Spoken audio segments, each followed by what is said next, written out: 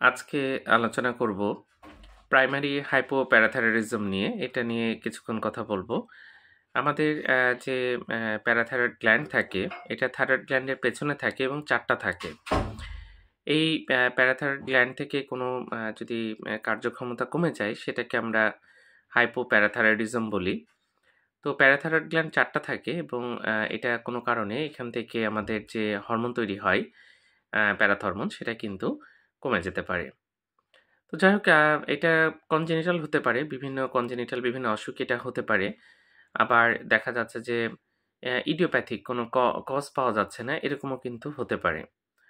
তো হাইপোপ্যারাথাইরয়েডিজম হলে শরীরে ক্যালসিয়াম কমে যায় এবং ফসফেট বেড়ে যায়। আমরা যদি ব্লাড টেস্ট করি, তাহলে কিন্তু এটা ধরতে পারি যে ক্যালসিয়ামটা আমাদের অনেক দেখা যাচ্ছে যে কমে গেছে এবং ফসফেটটা বেড়ে গেছে।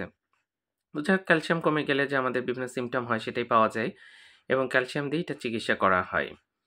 এটাকে প্রাইমারি হাইপোপ্যারাথাইরয়েডিজম বলি। এটা কিন্তু পাওয়া যায়। ধন্যবাদ সবাইকে।